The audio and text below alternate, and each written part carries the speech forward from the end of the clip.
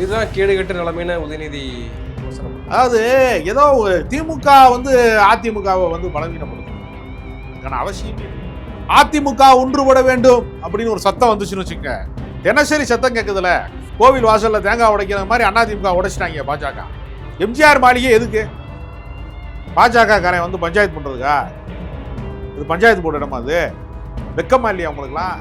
உங்களுக்கு எதுக்குடா வேட்டி சட்டைன்னு கேட்கக்கூடிய அளவுக்கு எதுக்கு கரை வேட்டி கட்டிருக்க?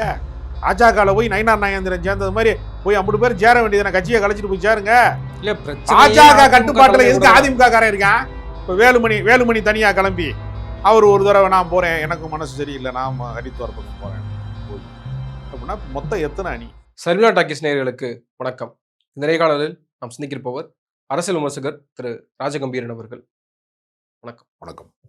எடப்பாடியினுடைய பல விமர்சனங்களுக்கு பதிலடி கொடுத்திருக்காரு துணை முதல்வர் உதயநிதி அவர்கள். குறிப்பாக பிரச்சாரத்தின் போது என்னுடைய கையை நல்லா பாருங்க, என்னுடைய கை நடுங்குதா, யாருடைய கை நடுங்குதுன்னு உங்களுக்கு தெரியும், நல்லாவே தெரியும் அப்படின்னு ஸ்டாலின் அவர்களை மறைமுகமாக கிரிட்டிசைஸ் பண்ணியிருந்தார். இது உடல் ரீதியாக ஒருத்தவருடைய ஆரோக்கிய அந்த சம்மந்தப்பட்ட விஷயங்களை வந்து பர்சனல் விஷயங்களை வந்து விமர்சனமாக முன் வச்சு பேசுறதுனால அது இப்போ அதுக்கு ஒரு பதிலடி கொடுக்க வேண்டிய நிலைமைக்கு உதயநிதி தள்ளப்படுறாரு. அதுக்கு அவர் இன்னொரு விமர்சனம் முன்வைக்கிறார். யாருக்கு முட்டி அதிகமாக தெரிஞ்சதுன்னு பேசுவோமா அப்படின்றாரு. இல்லை, அவர் தவழ்ந்து போனார். எடப்பாடி பழனிசாமி வந்து தவழ்ந்து போனதன் வழியாக அவருக்கு முட்டியில் பாதிப்பு வந்திருக்கு அப்படின்னு அவருடைய கடந்த கால வரலாற்றின் அடிப்படையில் ஒரு முட்டி தேர்ந்திருப்பதற்கான சான்சஸ் அதிகமாக இருக்குது அப்படிங்கிற அடிப்படை. ஏன்னா அவர் ஃபேமிலி டாக்டருக்கு தான் உண்மையிலேயே அவருக்கு முட்டி தெரிஞ்சிருக்கா இல்லையாங்கிறது தெரியும். ஆனால் ஒரு எதிர்க்கட்சி அரசியலிருந்து ஒருத்தர் சொல்கிறாருன்னா, நீங்கள் தவழ்ந்து போய் தான் நீங்கள் இந்த பதவியை பெற்றீர்கள், நீங்கள் எப்படி வந்து நெடுஞ்சான் கிடையாக வீழ்ந்து கிடந்தீர்கள். அதிமுகவினுடைய அரசியல் என்பதே வந்து பாதங்களிலே தான் தொடங்குகிறது. அதனால தான் அவருக்கு பேரே பாதம் தாங்கி பழனிசாமி. இப்போ பாதங்கள் மாறிக்கொண்டே இருக்கிறது. அது கடந்த காலங்களிலே அவர்கள் கட்சியினுடைய பொதுச் செயலாளராக இருந்த ஜெயலலிதாவுடைய அம்மாவின் பாதமாக இருந்தது. அப்புறம் அது கொஞ்சம் கொஞ்சமாக பரிணாம வளர்ச்சி அடைந்து இப்போ அமித்ஷாவின் பாதம் வரைக்கும் வந்திருக்கிறது. மோடியின் பாதமாக இருந்திருக்கிறது, சசிகலாவின் பாதமாக இருந்திருக்கிறது என்று பாதங்களின் வழியாக, பாதைகளின் வழியாகத்தான் நடக்க முடியும் என்பது வழியாக அரசியல்ல பாதங்களின் வழியாகவே நடந்தவர் என்கிற வரலாற்று பெருமையெல்லாம் அவருக்கு இருக்கு. அதனால அவருக்கு முட்டி தெரிஞ்சு போச்சு அப்படின்னு சொல்றது இல்லையா? இது 2 விமர்சனங்களுமே தவிர்க்கப்பட வேண்டியதுங்கிறது தான் சரியான கருத்து. இப்போ உதயநிதி அவர்கள் அதிகமாக விமர்சனங்கள் முன்வைக்க தொடங்கியிருக்காரு எதிர்க்கட்சி தலைவர் எடப்பாடி பழனிசாமி மேல. குறிப்பாக நீங்க 100 ஆண்டு காலம் வாழணும், ஏன்னா நீங்க தான் வந்து நிரந்தர பொதுச் செயலாளராக இருக்கணும், அது எங்களுக்கு சுலபமாகவும் இருக்கும் தேர்தல் களத்துல அப்படின்னு ஒரு நையாண்டி பண்றாரு. அப்ப இதெல்லாம் எப்படி நம்ம அதாவது எடுத்துக்கிறது? ஒரு ஆட்டக்களத்திலே மைதானத்திலே விளையாடுகிற போது அவுட் ஆகுறதுக்கு தேவையான ஆள் இருந்துச்சுன்னா எதிரணிக்கு நல்லது தானே, ஜெயிக்கிறதுக்கான வாய்ப்பு தானே. எடப்பாடி பழனிசாமி இருக்கிற வரைக்கும் அந்த கட்சி விளங்க போறது இல்லை. ஏன்னா வந்து நீங்க ஒவ்வொருத்தரா, அதாவது அதிமுக ஒன்றுபட வேண்டும் அப்படின்னு ஒரு சத்தம் வந்துச்சுன்னு வச்சுக்கோங்க, அதுக்கு அர்த்தம் ஒன்றுபட போறாங்கன்னு அர்த்தம் இல்லை, கட்சி 2 பட போகிறதுன்னு அர்த்தம். இல்ல ஒன்றுபட்டு தான் இருக்குன்றார் எடப்பாடி. அது வந்து அவர்கிட்ட இருக்கிற ஒரு அணி வந்து ஒன்றுபட்டு இருக்கும். அவர்கிட்ட ஒரு அணி இருக்குல்ல, அது ஒரு அணி தானே, அது ஒன்றுபட்ட அணி தானே. தினசரி சத்தம் கேட்குதுல. கோவில் வாசல்ல தேங்காய் உடைக்கிற மாதிரி அதிமுக உடைச்சிட்டாங்க பாஜக. என்னாச்சு? ஏற்கனவே ஓபிஎஸ் அணி, ஓபிஎஸ் வந்து அரசியலில் வந்து தர்ம யுத்தம் நடத்த போறான், தியானம் இருக்க போறேன்னு சொல்லி தெருவுக்கு கொண்டு வந்து இழுத்து விட்டு இன்னைக்கு தெருவா புலம்பக்கூடிய நிலைமைக்கு வந்து கொண்டு வந்து சேர்த்தது பாஜக தான். குருமூர்த்தி தான் சொல்றாரு, நான் தான் போய் உட்கார சொன்னேன் தர்ம யுத்தத்துலங்கிறார். அப்போ அவருக்கு சுய புத்தி இல்லை அப்படின்னு குருமூர்த்தி சொல்றாரு. குருமூர்த்தியை நம்பின ஓபிஎஸ்சினுடைய அரசியல் வாழ்க்கை என்னானது ஒரு கேள்வி இருக்கு. டிடிவி தினகரன் பெரிய பிரம்மாண்டமான கூட்டங்கள்லாம் கூடி வந்தது, அது வந்து இந்த மேக கூட்டம் மாதிரி கலைஞ்சு போச்சு. எப்படி கூட்டினாங்க, எப்படி கலைஞ்சாங்கன்னு தெரியல. இப்போ வரைக்கும் பல பேருக்கு டிடிவிக்கே தெரியல எதுக்கு வந்தாங்க, எதுக்கு போனாங்கன்னே அவருக்கு தெரியாமல் இருக்கிறாரு. இது ஒரு பெரிய வலிமையான அணியை போல பல எம்எல்ஏக்கள் எல்லாம் பக்கத்தில் வச்சுக்கிட்டு வந்து சண்டை போட்டார். அவர் தனி கட்சி தொடங்கி அவர் ஏறத்தாழ நீர்த்து போயிட்டார். சசிகலா தன்னைத்தானே பொதுச் செயலாளர்னு சொல்லி வழக்கு போட்டு வச்சிருக்கிறாங்க. அவங்க தொலைக்காட்சியில் மட்டும், ஜெயா பிளஸ் தொலைக்காட்சியில் கட்சியினுடைய பொதுச் செயலாளர் அறிக்கைன்னு, அவர் அதிமுகவுக்கு எத்தனை பொதுச் செயலாளர் அப்படின்னு அவங்க ஒரு அறிக்கையை வெளியிட்டுக்கிட்டு வந்து சத்தமாக பேசினா பிஜேபிக்காரங்களுக்கு கேட்டுருன்னு சொல்லி சத்தம் இல்லாமல் வந்து எல்லாத்துக்கும் திமுக தான் காரணம் அப்படின்னு அவங்க பேசிட்டு இருக்காங்க. இப்ப கடைசியா என்னாச்சு, கொங்கு மண்டலம் மட்டும்தான் வந்து ஏதோ அதிமுகவுக்கு வந்து ஒரு வலிமையான இடம், ஒரு வாய்ப்புள்ள இடம் அப்படின்னு வர்ணிக்கப்பட்டு கொண்டிருக்கிற போது, கொங்கு மண்டலத்துல இருந்து ஒருத்தர் பெரிய பேரணியா ஆட்களை திரட்டி கொண்டு வந்து கட்சி வந்து ஒன்றுபட வேண்டும்னு சொல்லி அடுத்த நாள் அவர் கட்சியை விட்டு நீக்கப்பட்டார், விடுவிக்கப்பட்டார். அவர் இப்போ வந்து நேராக புறப்பட்டு நான் வந்து நிம்மதிக்கு போகிறேன், ஹரித்வாருக்கு போகிறேன். ஹரித்வாரில் ராமர் கோயிலே கிடையாது, சிவன் கோயில் தான். நான் ஹரித்வாருக்கு ராமரை பார்க்க போகிறேன்னு சொல்லிட்டு அந்த அவர் ராமர் யாருங்கிறத அப்புறம் அவரே சொல்லிட்டார். அமித்ஷா தான் நான் வழங்க விரும்புகிற ராமர் அப்படின்னுங்கிறதையும் அவர் சொல்லிட்டார். இதில் என்ன ஒரு வேடிக்கையாக இருக்குன்னா, திமுக அதாவது மதிமுகவிலே இருந்து முரண்பட்டு விலகி போனவர்கள் அப்படின்னு ஒரு பட்டியல் இருக்கிறது. சிவகங்கை மாவட்ட செயலாளராக இருந்த புலவர் செவந்தியப்பன், திருப்பூர் துரைசாமி, இப்படி பல பேர் இருக்கிறாங்க. இப்ப கடைசியா வந்த மல்லை சத்யா வரைக்கும் வச்சுக்கோங்க. மதிமுகவிலே இருந்து விலகி சென்றவர்கள் பல பேரு நாங்கள் திமுகவிலே இணைவதற்கு விரும்புகிறோம் என்று திமுகவின் தலைமைக்கு அவர்கள் வந்து தூது விடுறாங்க. இல்ல அங்க தலைமை ஸ்ட்ராங்கா இருக்குல்ல, அங்க வைகோன்றவர் ஸ்ட்ராங்கா தான் இருங்க இருக்காரு. இருங்க நான் சொல்லிக்கிறேன், இன்னும் முடிக்கல. அப்ப மதிமுகவிலே இருந்து விலகி வந்து திமுகவிலே இணைய வேண்டும் என்று அவர்கள் விரும்புகிற போது அந்த நிர்வாகிகளை திமுக தலைமை ஏற்றுக்கொள்ளல. ஸ்டாலின் அவர்கள் சொல்றாங்க, மதிமுகவோடு நீங்கள் முரண்பட்டு இருக்கலாம், நாங்கள் கூட்டணியில் இருக்கிறோம். எனவே அவர்களினுடைய அந்த மதிமுகவினுடைய தளபதிகளாக இருக்கிறவர்கள், மாவட்ட செயலாளர் இருக்கிறவர்கள், முக்கிய பொறுப்பு வைத்தவர்களை வந்து திமுகவில் இணைப்பது என்பது கூட்டணியில் இருக்கிற போது அது அரசியல் நாகரிகம் ஆகாது. ஒருவேளை மதிமுக திமுக கூட்டணியிலிருந்து விலகி செல்கிற காலம் வந்தால், முத்துரத்னம் வந்தாரு, அது ஒரு தனிநபருங்க. நான் சொல்றது வந்து முத்துரத்னம் வந்து செல்வாக்கு மிக்க அப்படிங்கிற இடத்துல வந்து இருந்தவர் கிடையாது. இப்ப நான் சொல்றவங்க எல்லாம் செல்வாக்கு மிக்கவர்கள். அது வந்து ஒரு விதிவிலக்கா சேர்த்தாங்க. ஆனா பெரும்பகுதி என்ன செஞ்சுட்டாங்கன்னா சேர்க்க மறுத்துட்டாங்க. ஒரு பெரும் கும்பல் சேர்றதுக்கு தயாரா இருக்கிறாங்க. பெரிய அளவுல பெரிய ஆட்களே ஆளுமை மிக்கவர்கள், தலைமை பண்பு மிக்கவர்களே சேர தயாரா இருக்காங்க. ஆனா திமுகவின் தலைவர் என்ன சொல்லிட்டாரு, இது அரசியல் நாகரிகம் ஆகாது, கூட்டணியில் இருக்கிற போது சேர்க்க மாட்டோம் சொன்னாரு. இந்த அரசியல் நாகரிகம் ஏன் அமித்ஷாவுக்கு இல்லை? பாஜகவோடு அதிமுக கூட்டணியில் இருக்கிறது. அதிமுகவினுடைய அங்கீகரிக்கப்பட்ட பொதுச் செயலாளர் இருக்கக்கூடிய எடப்பாடி பழனிசாமியோடு ஒரு முரண்பட்டு வருகிறாரு. அவரை என்ன காரணத்திற்காக நீங்கள் அமித்ஷா சந்திக்கிறீங்கன்னு சொன்னா, அப்ப இந்த கூட்டணிக்கு குந்தகம் விளைவிக்கிற வேலையா இல்லையா அது? எப்படி வந்து நீங்க அவரை சந்திக்கலாம் நீங்க? பாஜக சேர போடல, இங்க இருக்கக்கூடிய பிரச்சனைகளை நீங்க கொஞ்சம் தீர்த்து வைங்க, பஞ்சாயத்து அதைத்தாங்க நான் பண்ணுங்க. கேட்கிறேன். இது வந்து மாநில கட்சியா, இல்ல வந்து அகில இந்திய அளவுல தேசிய கட்சியா அதிமுகவை தேசிய கட்சியா மாத்திட்டாங்களா?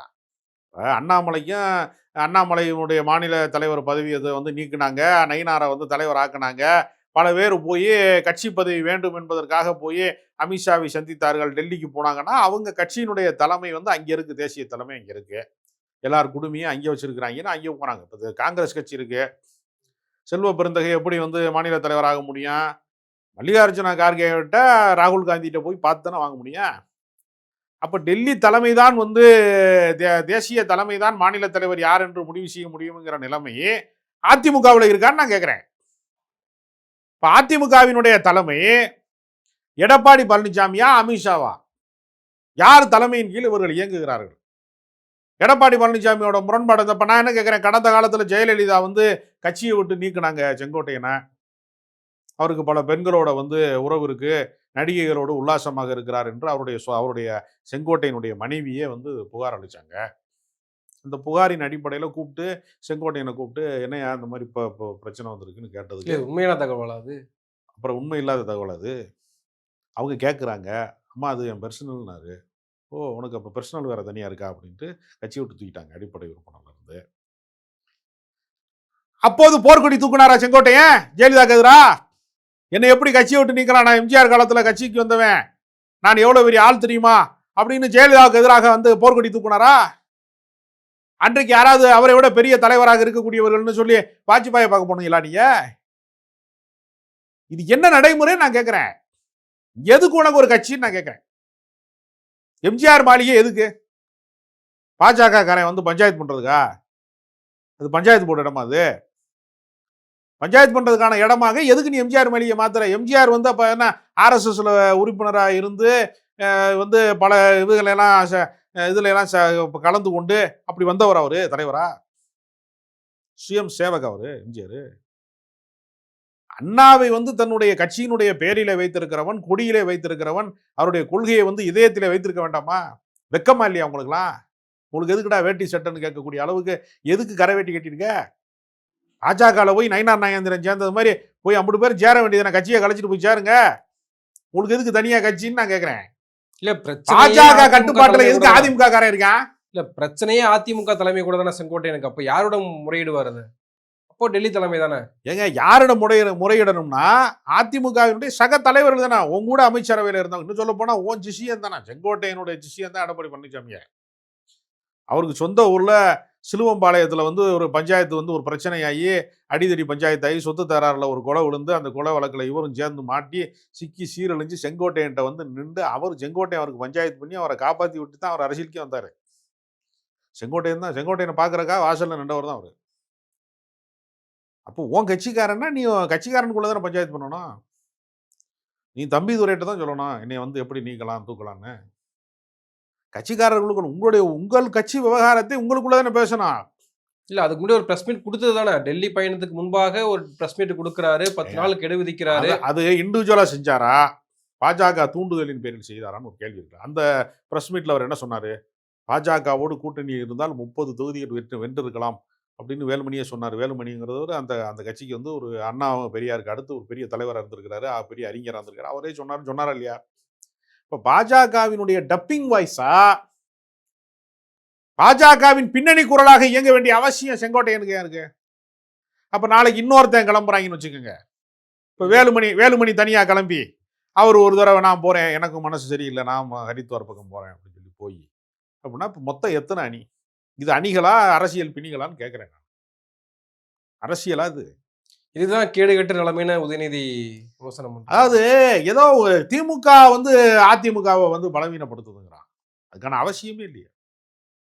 அதிமுக திமுக வாரிசு அரசியல் நடக்குது. அதிமுக ஒரு கிளை செயலாளர் கூட தலைமை பதவிக்கு வர முடியும். அயோக்கியத்தனமான ஒரு விஷயம் அது. ஏன்னா இன்றைக்கு ஆண்டு கொண்டிருக்கக்கூடிய மோடியின் அமைச்சரவையில 20 மத்திய அமைச்சர்கள் அவர்களுடைய வாரிசுகளின் அடிப்படையில தான் வந்து சேர்ந்திருக்கிறாங்க. எந்த கட்சியிலுமே இன்னைக்கு வாரிசு அரசியல் இல்லாத கட்சின்னு ஒரு கட்சியை தனித்து யாருமே காட்ட முடியாது. அதிகார மையத்தில் இருக்கிறவர்களை நம்ம சுட்டி காட்டுறோம். நான் சொல்றேன், கொள்கை அரசியலை வந்து மிக கடுமையாக பின்பற்றக்கூடிய எல்லா அரசியல் கட்சிகள்லையுமே இன்றைக்கு அவரவருடைய வாரிசுகள் இருப்பாங்க. இப்போ நீங்க அதிகார மையத்தில் இருக்கும்போது அது விமர்சனம் ஆகாது. அதிகார மையத்தில் இருந்தால் மட்டும்தான் அது அப்படி அந்த அந்த பொறாமையில என்ன சொல்லுவான், இவர் இன்னாரு மகன் அதனால தான் பதவிக்கு வந்துட்டார் அப்படின்னு சொல்லிட்டே இருப்பான். நீங்க அமித்ஷா மகன் ஜெய்ஷா வந்து விளையாட்டுத்துறையில் முக்கிய பொறுப்பு வகிப்பது எல்லாத்துக்கு பின்னாடியுமே இருக்கிறது. யாருமே வந்து வாரிசு அரசியலே இல்லாத ஒரு அரசியல் கட்சியை இனிமேல் நம்ம தோற்றுவிக்கணும். யாராவது புதுசாக தான் யாராவது. அதனால சொல்றேன், மக்கள் மன்றத்தில் நின்று 1,00,000 வாக்கு வித்தியாசத்தில் வெற்றி பெற்று தான் உதயநிதி சட்டமன்ற உறுப்பினர் ஆகி தான் அரசியல் அடுத்த கட்டத்தை நோக்கி அவர் நகர்றாரு. நிர்மலா சீதாராமன் மாதிரி தேர்தலையே சந்திக்காம வர்றாங்களா இல்லையா? உயர் ஜாதி யார் வேண்டுமானாலும் ஆட்சி அதிகாரத்திற்கு அதிமுக வர முடியும், அதிகாரம் செலுத்த முடியும் அப்படின்ற நிலைமை இருக்கிறதுனால தான் இவ்வளவு சலசலப்புகள் வருது. அது ஒரு அப்பட்டமான பொய். யார் வேண்டுமானாலும் அதிமுகவில் பொறுப்புக்கு வர முடியும்னா இப்போ எத்தனை பேர் வந்திருக்காங்க அப்படி சொல்லுங்க? ஓபிஎஸ் வந்திருக்காரு, எடப்பாடி வந்திருக்காரு. ஆமாங்க, எந்த அடிப்படையில் வந்தாங்க சொல்லுங்க? யார் வேண்டுமானாலும் சொல்றது இருக்குல்ல, இவர்களுக்கெல்லாம் சாதிய பின்புலம் இருக்கிறது. பூரண அடிமைகளாக தங்களை ஒப்படைத்துக் கொண்டவர்கள் கட்சிக்கு. ஓபிஎஸ் உடைய சாதி பின்புலம், அவருடைய அந்த டிடிவி தினகரன் தேர்தலில் நிற்கிற போது அவர் வந்து அதிகமாக வேலை செய்தார், சிறப்பாக வேலை செய்தார் அப்படிங்கிறதுக்கான ஒரு அடிமைக்கான ஊழியமாகத்தான் அது வந்து கட்சி பொறுப்புகளில் முதன்மைப்படுத்தப்பட்டார். அப்போ சமூக பின்புலம் என்பது வாக்கு வங்கி அரசியல்ல. ஒரு அரசியல்வாதி ஒருவரை ஆதரிக்கிறார்னா அந்த சமூகத்தினுடைய வாக்கு வங்கியினுடைய ஆதரவு பின்புலம்னு ஒன்று இருக்குல்ல, அவர் எப்படி நீங்க சாமானியர்னு சொல்ல முடியும்? எவரையுமே நீங்க சாமானியர்னு சொல்ல முடியாது. அவர் ஒரு மக்கள் பிரதிநிதிங்க, அந்த சமூகத்தின் பிரதிநிதி. அதனால தானே அவர் போய் சுயேட்சையா நிற்கிற போது, பலாப்பழ சின்னத்தில் நிற்கிற போது 3.5 லட்சம் வாக்கு வாங்குறாரு. எப்படி வாங்குறாரு அவரு? இப்ப என்ன அதிமுக சாதி கட்சியாவா இருக்கு? அதுல என்ன சந்தேகம் உங்களுக்கு? ராமதாசும் திருமாவளவனும் மட்டும்தான் ஜாதி கட்சின்னு ரொம்ப பேர் நம்பிக்கிட்டு இருக்கான். அது உண்மை கிடையாது. எல்லா கட்சிக்குள்ளேயுமே சாதி வந்து இயங்கி கொண்டிருக்கிறது மறைமுகமாக. சில கட்சியில பளிச்சுன்னு இயங்குது. சசிகலா அவர்கள் வந்து ஒரு நிழல் அரசாங்கத்தை நடத்தி கொண்டிருந்த போது இது முக்குளத்தோர் கட்சி என்றுதான் அந்த கட்சிக்காரனை நம்பினான். அதன் விளைவாகத்தான் அவன் என்ன செஞ்சான், முத்துராமலிங்க தேவருடைய குரு பூஜைக்கு வந்து தங்கத்திலே நாங்கள் வந்து கலசம் செய்து வைக்கிறோம்னு சொன்னான். வேற அரசியல் கட்சிகள்லாம் அதை முன்னெடுக்கவே இல்லையே. திமுக வந்து முத்துராமலிங்க தேவர் குரு பூஜைக்கு வந்து போய் கலந்துக்கிட்டாங்க ஒரு ஒரு கணக்குக்காக. ஏன்னா அந்த பக்கம் ஓட்டு போயிடக்கூடாதுன்னு போவாங்க. அதை முதன்மைப்படுத்தி அரசியல் செய்யக்கூடிய இடத்துல திமுக இருந்ததே இல்லையே. தன் வாழ்நாளில் ஒரு முறை கூட தேவர் குரு பூஜைக்கு கலைஞர் கருணாநிதி அவர்கள் செல்லவே இல்லையே. கட்சியின் பிரதிநிதிகள் தான் போவாங்க. ஏன்னா சாதிய அரசியலை வந்து அவர் ஏற்கல. அவர் சமூக நீதி அரசியல், சமத்துவ அரசியல், சமத்துவ உரம் கண்டவர் அவரு. அவர் அரசியல் பாதை வேறு. ஸ்டாலின் போக ஆரம்பிச்சாரு. எங்க ஓட்டு அரசியல் அவங்க வந்து முழுசா கையில் எடுக்கிறாங்க அந்த சமூகத்தை அப்படிங்கிறப்ப அவங்க போவாங்க. கலைஞர் வந்து ஒரு தத்துவ தலைவரே, ஒரு கொள்கை அரசியலினுடைய நீட்சி அவரே. அண்ணா வந்து தன் சொந்த சாதியை சொல்லியா ஓட்டு கேட்டாரு எங்கேயாவது? அவர் சமூகத்துக்கான வாக்கு வங்கினா அவர் வரவே முடியாதுல்ல முதலமைச்சரா. அவர்கள் கொள்கை இருந்தது. அதனால அவங்களுக்கு சொல்வதற்கு அடையாளமாக அவர்கள் கொள்கை அரசியலை தான் பண்ணாங்க. தங்கள் சாதியை சொல்லி அரசியல் செய்ய வேண்டிய அவல நிலை வந்து அண்ணாவுக்கு கிடையாது, கலைஞருக்கு கிடையாது, எம்ஜிஆர் கூட கிடையாது, யாருக்குமே கிடையாது. ஜெயலலிதாலாம் அவர் பிறந்த சமூகத்துக்கான வாக்கு வங்கி இல்லையா முதலமைச்சரானாங்க? சாதி ரீதியான அணி திரட்டல் அல்ல. இன்னைக்கு அதிமுக சாதி ரீதியான அணி திரட்டலுக்கான கட்சியாக மாறி கொங்கு மண்டலத்தில் வந்து கட்சி வந்து கொஞ்சம் இருக்கு, மற்ற இடத்துல வீக்கா இருக்கு. முக்குளத்தூர் தென் மாவட்டத்துக்கு போனால் கட்சி வீக்கா இருக்குன்னு அவன் கட்சிக்காரன் சொல்றானா இல்லையா? நம்ம சொல்றது அப்புறம் கட்சி பலவீனப்பட்டிருக்குன்னு சொல்றான்ல. அப்ப சாதி கட்சியாக சுருங்கி விட்டது. தமிழ் சாதிகளின் கட்சியாக இருந்தது இன்றைக்கு ஒரு குறிப்பிட்ட சாதிக்கான கட்சியாக சுருங்கி கொண்டிருக்கிறது. நன்றி, நிறைய விஷயங்களை பகிர்ந்துருக்கீங்க. உங்க நேரத்துக்கு மிக்க நன்றி.